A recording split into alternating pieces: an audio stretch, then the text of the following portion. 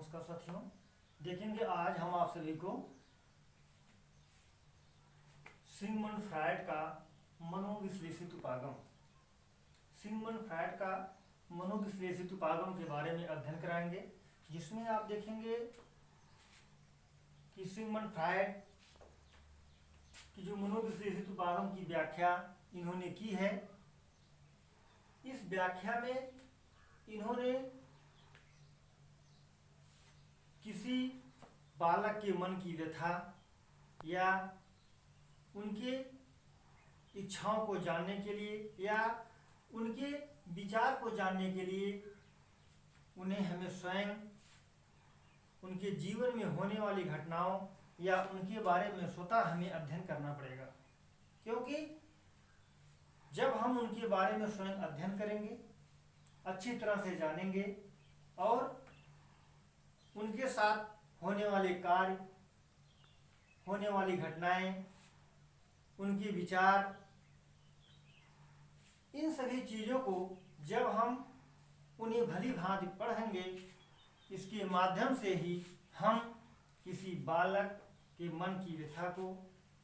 हम आसानी से जान सकते हैं, जिसमें आपके मनोवैज्ञानिक सिगमंड फ्रायड ने किसी के मन की व्यथा को जानने के लिए या उनके व्यक्तित्व को जानने के लिए उन्होंने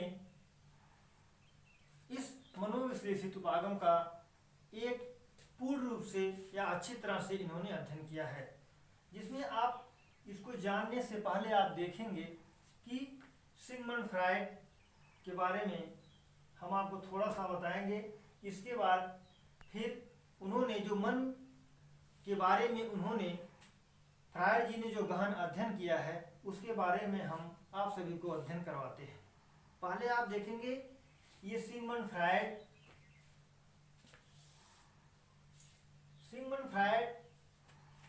इन्होंने मनोविश्लेषणवाद का प्रतिपादन किया और इनका जन्म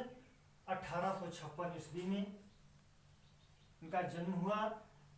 और 1938 ईस्वी में इनकी मृत्यु हुई। और ये ऑस्ट्रिया में एक वीना नामक एक स्थान है, वहीं पर इनका जन्म हुआ था और वहीं के रहने वाले थे। और इन्होंने व्यक्ति के व्यक्तित्व के बारे में जानने के लिए, व्यक्ति के मन की व्यथा को जानने के लिए इन्होंने कहा कि जब हम किसी व्यक्ति के जीवन में होने वाली घटनाओं या हम उससे पूरी तरह से परिचित हो सकते होंगे, इसके बाद ही हम किसी बालक के मन के बारे में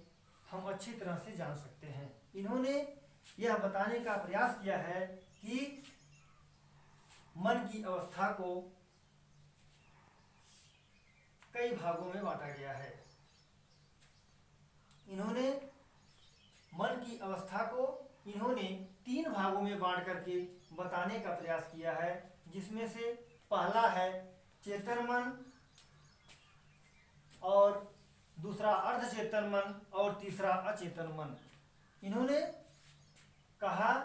कि हम किसी बालक के मन की व्यथा को यदि हम जानते हैं या जानने का प्रयास करते हैं, तो सिगमंड फ्रायड महोदय ने जो मनोविश्लेषित सिद्धांत का प्रतिपादन किया है, जैसे ये प्रश्न एग्जाम में भी पूछ सकता है कि जैसे मनोविश्लेषणवाद का सिद्धांत किसने दिया, तो मनोविश्लेषणवाद का सिद्धांत सिगमंड फ्रायड ने दिया और वे कहाँ के रहने वाले थे? वीना में, एक ऑस्ट्रिया के वीना नामक एक स्थान है, वहीं पर रहने वाले थे। इन्होंने मन की अवस्था को इन्होंने 3 भागों में बांट करके बताया है, जिसमें इन्होंने पहला बताया चेतन मन, दूसरा अर्धचेतन मन और तीसरा अचेतन मन। इस 3 मन व्यक्ति के अंदर, इस 3 मन को उन्होंने बांट करके यह बताने का प्रयास किया है या इसके बारे में उन्होंने बताया है कि व्यक्ति या बालक में जो मन की अवस्थाएं होती हैं वह 3 प्रकार की होती हैं, जिसमें पहला अर्धचेतन मन, दूसरा अचेतन मन, पहला चेतन मन, दूसरा अर्धचेतन मन और तीसरा अचेतन मन। आप देखेंगे इन तीनों की व्याख्या फ्रायड महोदय ने किस प्रकार से की है। जैसे आप इसमें देखेंगे चेतन मन से आशय है कि यह चेतना से है। चेतन मन यह चेतना से संबंधित है जो वर्तमान से संबंधित है, जो वर्तमान से संबंधित है, जो वर्तमान में कार्य हो रहे हैं या वर्तमान में व्यक्ति कार्य कर रहा है, या व्यक्ति की जो ज्ञानेंद्रियां हैं जो पूर्ण रूप से या अच्छी तरह से या ठीक ढंग से वह कार्य कर रहे हैं, वह चेतन मन के अंतर्गत। जैसे हमारा जब चेतना हमारी जागृत होगी, जब हमारा चेतन सही रहेगा, हमारी मानसिक शक्तियाँ ठीक रहेंगी, तब हम कार्य कर सकते हैं। तो चेतन मन से आशय है कि वर्तमान से संबंधित या समाज में या परिवेश में वर्तमान में जो हम कार्य करते हैं वह उस समय हमारा चेतन मन ही कार्य करता है। और अचेतन मन, दूसरा अर्धचेतन मन, यह अर्धचेतन मन से आशय आधा मन। जैसे अर्धचेतन से आशय है कि इस अर्धचेतन में व्यक्ति जो कार्य करता है, जैसे इसमें आपको बताया गया अटकना। जैसे हम कोई चीज बोलते हैं किसी टॉपिक पर, किसी विषय पर, तो हमें जो हम चीजों को भूलते हैं या जो हम अटकते हैं या जो हमारे अंदर कुछ भूलने की प्रवृत्ति पाई जाती है, यह हमारा अटकना या अर्धचेतन मन के अंतर्गत आता है। अर्धचेतन मन के अंतर्गत अटकने से आशय है कि यह व्यक्ति उस समय बोलने की अवस्था में जब होता है तो उसमें कुछ अटकपन या झिझक या इस प्रकार से वह रुक करके बोलना, जैसे अचानक बोलना। जैसे व्यक्ति किसी विषय पर बोल रहा है या किसी विषय पर कार्य कर रहा है, वह अचानक वो भूल जाता है, या अचानक भूलना यह अर्धचेतन मन के अंतर्गत आता है। अर्धचेतन मन के अंतर्गत अचानक भूलना, जैसे हम कोई चीज बोल रहे हैं और हम अचानक में एकाएक किसी चीज को भूल जाते हैं, वह हमारा अर्धचेतन मन के अंतर्गत आता है। जैसे प्रयत्न द्वारा याद करना, प्रयत्न द्वारा याद करना, जैसे हम किसी चीज को याद किए हैं और हमको पूरी तरह से याद है, लेकिन हम उस चीज को भूल जाते हैं या हम उसको प्रयास करते हैं कि हमने कौन सी चीज पढ़ी थी या किस चीज को हम भूल रहे हैं, हम उसको बार बार इस प्रकार से रिवाइज करते हैं या इस प्रकार से अपने मन में सोचते हैं या इस प्रकार की कल्पनाएं करते हैं, जो हम क्या करते हैं,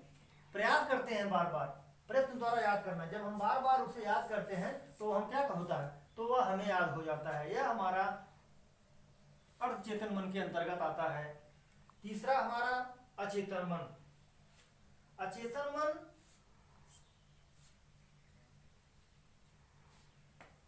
अचेतन मन से आशय है